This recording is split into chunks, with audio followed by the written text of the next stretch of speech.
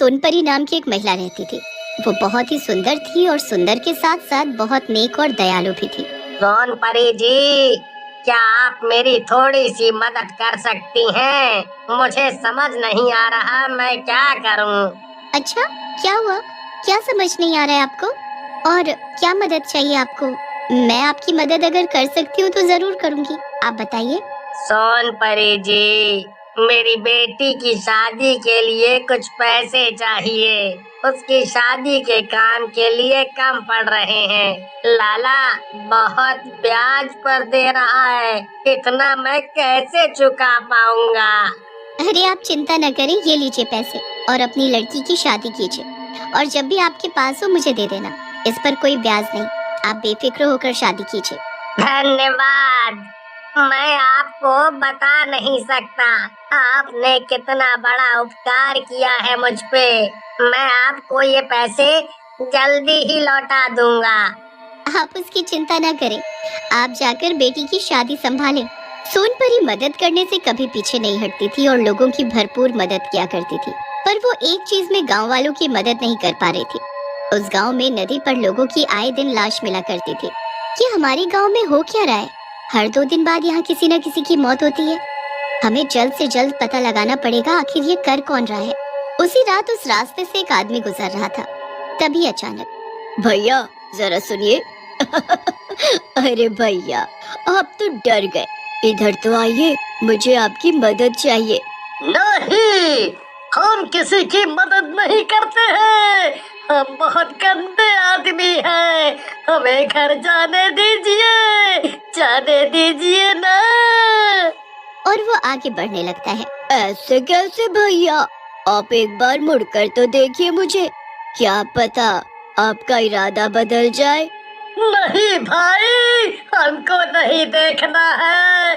हमको माफ कीजिए और जाने दीजिए देवी जी। मैंने बोला ना कि मुझे देखो। समझ नहीं आता तुझे? गर्दन मुड़ते ही वो आदमी मर जाता है। पता नहीं लोग क्यों प्यार से सुनते ही नहीं है। कितना प्यार से बोला था, फिर भी घर जाने की रट लगाए बैठा था। अब घर पर बॉडी जाएगी तेरी। कम से कम मेरी खूबसूरती की तारीफ ही कर देता तो मैं तुझे छोड़ देती, पागल। फिर चुड़ैल उसको कंधे पर डालकर नदी के पास रख देती है, फिर गायब हो जाती है। फिर अगली सुबह, ये किसने किया? कल रात से ही गायब थे, बोले थे कि लेट होगा। मुझे तो लगता है कि जरूर कोई हमारे गांव को नुकसान करने के लिए ये सब कर रहा है कि लोग गांव छोड़कर चले जाएं। फिर तो वो गलत सोचता है। हम कहीं नहीं जाएंगे ये गांव छोड़कर, लेकिन मैं पता जरूर लगाऊंगा कि ये सब कर कौन रहा है। फिर एक गांव वाला आदमी रात होने पर उसी रास्ते पर निकल जाता है। तभी उसे पीछे से एक आवाज आती है। सुनो भैया, एक बात सुनो। क्या आप मेरी मदद कर सकते हैं? कौन हो तुम? इससे क्या फर्क पड़ता है कि कौन हूँ मैं? क्या आप मेरी मदद करेंगे? अच्छा, तो तुम उन लोगों में से हो जो लोगों को मार रहे हैं? उन्हीं में से नहीं, मैं इकलौती हूँ जो तुम लोगों को मार रही हूँ। हाँ, मैंने ही तो मारा है और अब तुम्हारी बारी है। अरे नहीं, मुझे नहीं पता था कि तुम एक चुड़ैल हो। तुम लोगों को मारो काटो, जो तुम्हें करना है वो करो, पर मुझे माफ कर दो। मुझे नहीं पता कि तुम क्या चीज हो। माफ कर दो, मुझे जाने दो। जहाँ से जाने दो, मैं अब यहाँ कभी नहीं आऊंगा। तुम्हें कैसे जाने दूं? मेरा आज का शिकार है तू। तुझे जाने दिया तो मुझे आज रात भूखे ही सोना पड़ेगा। और तू तो बड़ा उछल रहा था कि तू बहुत बहादुर है। तो सारी बहादुरी कहाँ चली गई? तुझे इसलिए छोड़ दूं कि तू जाकर लोगों को बता सके और लोग यहाँ आना बंद कर दे। मैं क्या पागल दिखती हूँ तुझे? अरे नहीं, मैं कभी किसी को नहीं बताऊंगा कि लोगों को चुड़ैल मार रही है। पर मुझे जाने दो। यहाँ आना मेरी सबसे बड़ी गलती थी। मैं अपना मुंह कभी नहीं खोलूंगा। हाँ। अरे मुंह खोलने के लिए तेरा मुंह बचेगा तब ना। उफ, तू कितना भोला है, लेकिन फिर भी मैं तुझे जाने नहीं दे सकती।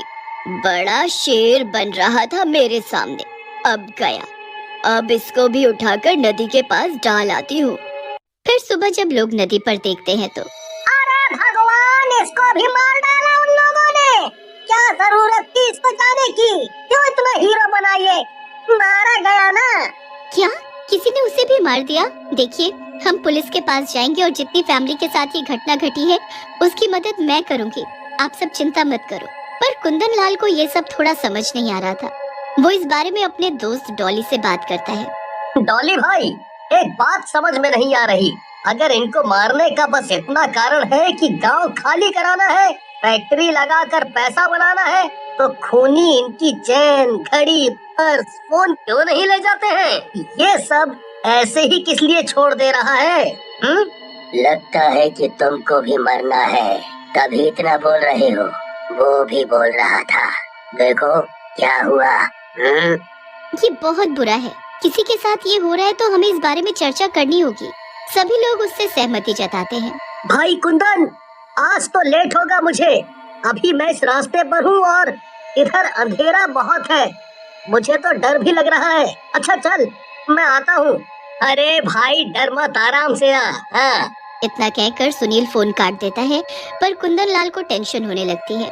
सुनिए, क्या आप मेरी मदद कर सकते हैं? कौन है? कौन है वहाँ पर? और आपको क्या मदद चाहिए? आप मेरी मदद करेंगे क्या? मैं रास्ता भूल गई हूँ। इधर कुंदन लाल सुनील की चिंता में उसी सड़क पर आ जाता है, पर सुनील को किसी से बात करता सुन वो दोनों की बातें छुपकर सुनने लगा। सुनील, ये किससे बातें कर रहा है? कहीं ये उन लोगों में से तो नहीं है? सुनो, आप कहाँ रहती हो और इतनी रात में यहाँ क्या कर रही हो? मैं यहीं रहती हूँ और तू मेरा शिकार है। अब मैं तुझे आज मार डालूंगी। ये क्या? ये तो चुड़ैल निकली। कितनी गंदी दिखती है। अब मैं सुनील को कैसे बचाऊं?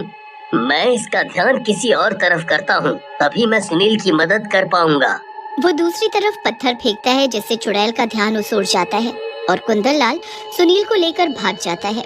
ढूंढने पर भी जब चुड़ैल सुनील को नहीं ढूंढ पाती तो वो वापस जाने लग जाती है और वो दोनों उसका पीछा करते हैं। आज तो कोई भी शिकार नहीं मिला। एक मिला भी तो भाग गया, पर वो कौन था झाड़ियों में? मुझे किसी इंसान की गंध तो आई है कि जरूर कोई और भी था जिसने उसे भागने में मदद की है। चलो कोई बात नहीं, कल तो पता लग ही जाएगा। भाई सुनील, ये तो अपने ही गांव में जा रही है। क्या ये हमारे ही गांव में रहती है या फिर कोई और शिकार ढूंढने जा रही है? हमें गांव के लोगों को सतर्क करना चाहिए। नहीं, रुको रुको कुंदन लाल, देखो उसने साधारण वेशभूषा ले ली है। मुझे तो लगता है वो यहीं रहती है। वो हमारे ही गांव में रहकर हम लोगों को मार रही थी। पर ये है कौन? अच्छा चलो देखते हैं ये किसके घर में जाती है। हाँ, तुम ठीक कह रहे हो। अचानक से इसने सुंदर स्त्री का रूप ले लिया है, पर इसका चेहरा नहीं दिखाई दे रहा है। ये कौन है आखिर? सुनील और कुंदन लाल उसका चेहरा देख लेते हैं। गांव वाले और सुनील कुंदन लाल के साथ आते हैं। वो सारे सोनपरी के घर पर थे। क्या हुआ? आप लोग सब एक साथ मेरे घर पर क्यों? हमें पता लग गया है कि तुम एक चुड़ैल हो। अब भोला बनने का नाटक मत करो। गुस्से में तुम सारे पागल हो गए हो क्या? नहीं, ये सच बोल रहा है। सुनील को देखते ही सोनपरी चुड़ैल का रूप ले लेती है। हाँ, मैं ही चुड़ैल हूँ और गांव के लोगों को मैंने ही मारा है, क्योंकि मैं अपनी खूबसूरती और जवानी बरकरार रखना चाहती थी, जिसके लिए मुझे इंसानों की बलि देनी होती है और फिर नदी में नहाकर घर आ जाना होता है। पर अब मैं तुम सबको मार दूंगी। तुम्हें क्या लगा तुम लोग मुझे मार दोगे? बेवकूफ लोग, अब अपनी जान बचाओ। एक तो मैं तुम्हारी मदद भी करती थी, पर अब आज सब मरोगे। गांव वाले डर जाते हैं और पीछे हटने लगते हैं। तभी कुंदन लाल भागते हुए आता है और अपने घर में रखे पूजा किए हुए खंजर को निकालकर उस चुड़ैल को मार देता है। मैंने इसे पूजा के खंजर से मार दिया है। अब ये कुछ देर उठ नहीं पाएगी। उससे पहले हमें इसको जलाना होगा। चलो जल्दी से इसे जला दो। और वो सब चुड़ैल को जलाकर मार देते।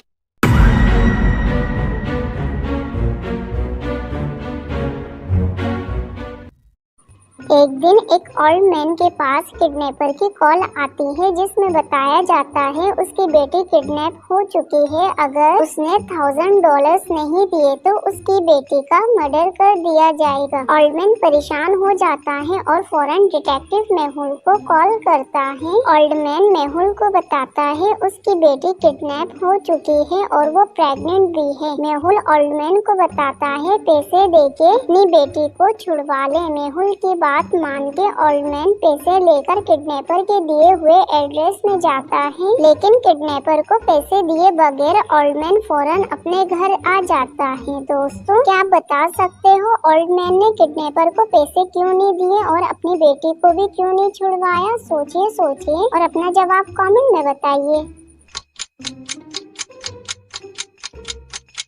ओल्ड मैन ने किडनैपर को पैसे इसलिए नहीं दिए क्योंकि जो लड़की उसके सामने मौजूद थी वो उसकी बेटी नहीं थी। ओल्ड मैन ने मेहुल को बताया था उसकी बेटी प्रेग्नेंट थी, जबकि किडनैपर ने जिस लड़की को बांध रखा था वो उसकी बेटी जैसी दिखती तो है लेकिन वो प्रेग्नेंट नहीं थी। इसलिए ओल्ड मैन समझ जाता है वो उसकी बेटी नहीं है, इसलिए वो पैसे लेके घर आ जाता है।